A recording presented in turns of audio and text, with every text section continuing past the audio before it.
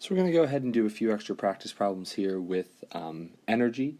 And so for this first problem, we have a spring being compressed that launches an object off of a cliff, and then it falls to the ground 10 meters below. So if we're thinking about energy, we're initially started with spring potential energy because our spring is being compressed, and we have gravitational potential energy. That's going to go to kinetic energy after that spring releases the object in gravitational potential, and then we end with just kinetic when we get to the very bottom. So the first question is, how fast is it traveling when it first leaves the cliff? And so I'm going to set up my E initial plus work equals E final. And for this one, I'm actually just going to say that I'm starting with spring potential energy. No work is being done because we have no non-conservative forces, and I'm ending with kinetic. I realize that I have gravitational potential energy to begin, and I have gravitational potential energy to end at this point here. However, there's no change in height, so I'm not really going to worry about those two different gravitational potential energies. So I'm just going to think about my spring potential energy becoming my kinetic energy. And so I can say 1/2 kx squared equals 1/2 mv squared. So 1/2 times 140 times 1.4 squared equals 1/2 times 1.8 times my velocity squared, and I can go ahead and solve for that velocity. And I get that at the end of this cliff, before I go off, I'm going to be traveling at a speed of 12.3 meters per second. The next question asks about the velocity at the end here when it lands. And so for this, I can either think about going from the very beginning, when I had spring potential and gravitational, to the very end, or if I wanted to, I also could just go from this point, right when it leaves the cliff, now that I know that velocity, to the end. I'm going to go from the very beginning to the very end here for this one, but that certainly is not the only way of doing this. Once again, I'm going to set up energy initial plus work equals energy final. So I'm going to start here with UG plus US, the two kinds of potential energy. There's no work being done, and all of that is being transferred to kinetic. Here I do need to account for both, unlike in the first problem, because I do experience a change in gravitational potential because I have a change in height. And so I have mgh plus 1/2 kx squared equals 1/2 mv squared. I can go ahead and substitute in the numbers that I know, and I end with the velocity here of 18.7 meters per second. Moving on to this next one, we have a roller coaster that's starting at rest at the top of this hill at point A, so it has gravitational potential energy, and then it transitions here through this loop to point C, where we have gravitational potential energy and kinetic energy, because we know we're moving at a speed of 14 meters per second. So I'm going to set up E initial plus work equals E final, as always. We're looking for the energy loss to friction here, so that indicates to me that we have work being done. So this equation is going to be UG plus that work done by friction, which is what we're solving for, equals UG plus K. And we should note that this is initial gravitational potential, and that's our final gravitational potential energy. I can fill in the things I know, so mgh plus work done by friction, and I'm just going to leave that as W right now because that's what I'm solving for. I don't care about the force quite yet, and that's going to be equal to mgh, and again this is h final and h initial, plus 1/2 mv squared. So I can enter all the numbers that I know and solve for that work done by friction, and I get that the answer is going to be negative 220,050 joules. However, since it says energy lost, we can just take the positive number because it's redundant to say that we lost a negative amount of energy. For part B, I'm going to use that work being done and use that to solve for the force of friction. So I'm going to use the fact that work is F delta x cosine of theta. Okay, and I can go ahead and plug in the things I know. So I know that work done is negative 220,000. That's equal to my force times my displacement, which is 65 meters. I'm given that in the problem. Times cosine of 180, and that's because no matter which way my roller coaster is traveling, the force of friction is going to be opposite its velocity, meaning the angle between the force and the displacement is 180 degrees. I go ahead and solve that for my force, and I find that my force of friction here is 3,392 newtons. For this next problem, we have one of those original new problems. We have a car that starts from rest and reaches the speed of v over a distance of x. A second car also starts from rest, but twice as much work is done on the car. And so the first thing we want to know is what is the speed of the second car. So you might see this distance here and think that we want to use work equals f delta x cosine theta, but I'm actually going to go right to work equals change in energy because I know something about the speed of the car. And so I can think about my kinetic energy. So I'll say that work done in this case is going to be my final kinetic energy minus my initial, and since I'm starting from rest, that initial is 0. So the work done on this car is just going to be 1/2 mv squared. Now I don't know the mass, but I'm just going to leave that in there for now. For my new situation, okay, I'm going to start with the same basic thing, that the work is the final kinetic energy, since that second car also starts from rest. But now I have twice as much work done. And so that's going to be equal to 1/2 times m times v prime, that new velocity, squared. So I'm going to go ahead and combine these two equations. And what I end up getting is 2 times 1/2 mv squared, which is my original work done, equals 1/2 times mv prime squared. So I can cancel a few things here. The 1/2 and the m's both go away, and I end up with 2v squared equals v prime squared. And when I take the square root of both sides, okay, I end up with the square root of 2v squared. I can pull that v squared out, and so it's just the square root of 2 times v equals v prime, my new velocity. For the second part, I do want to link my work to the force being exerted on the car, and so in that case I'm going to use work equals f delta x cosine of theta. I don't know how much work is being done, nor do I know the force, but I can substitute in x here for my displacement because I'm told that. And I don't know my angle, so I'll just leave that as cosine of theta. What changes from my new situation is I now have twice as much work being done. The force is the same. I'm looking for that new displacement, so I'll call that x prime. And I'm going to assume that my angle is still theta. It doesn't necessarily say that, but it does say the same force is acting on it, so I think we can assume it's the same angle. I'm going to bring these two equations together once again, plugging in this work right in here. And so I have 2 times fx cosine of theta equals f times x prime times cosine of theta. A lot of things cancel out here. This one actually works out quite nice, and what we're left with is that 2x is equal to x prime. And you probably could have figured that out, especially this one. The relationships weren't too bad. We can see that the work being done is directly proportional to the displacement. So if we double the work being done and change nothing else, it's ultimately going to double the displacement.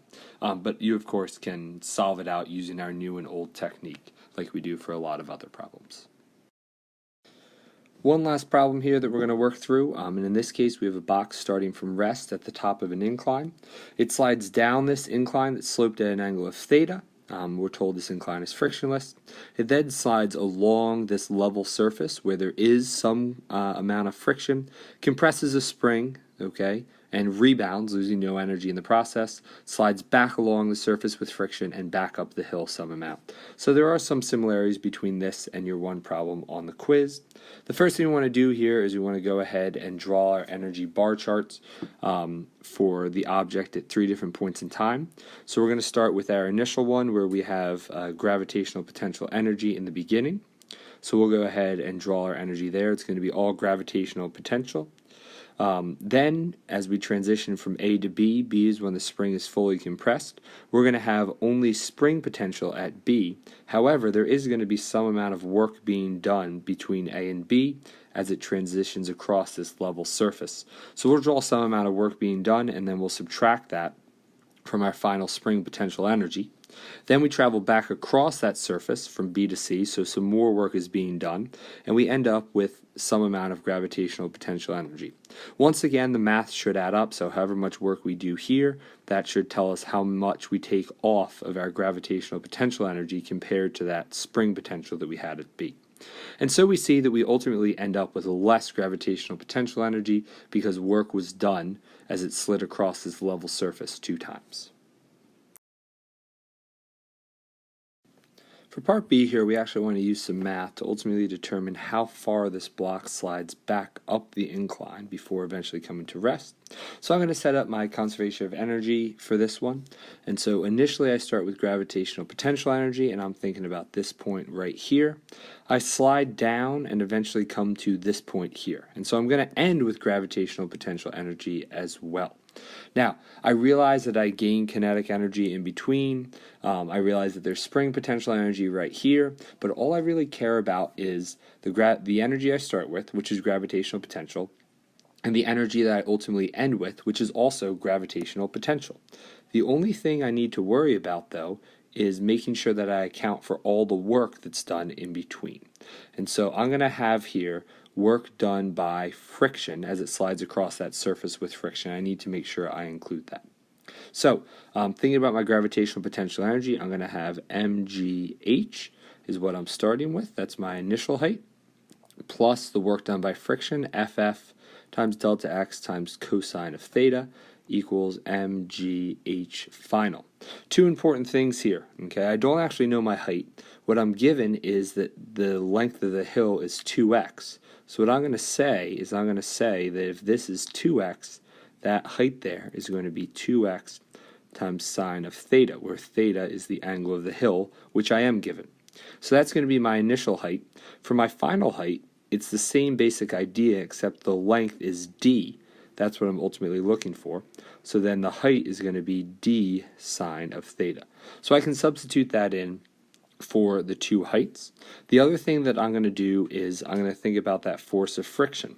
Okay, and so my force of friction is going to be mu times mg, and where that comes from is, first of all, I know that as it slides across that level surface, my normal force is going to be equal to the force of gravity because there's no y acceleration and there are no other y forces.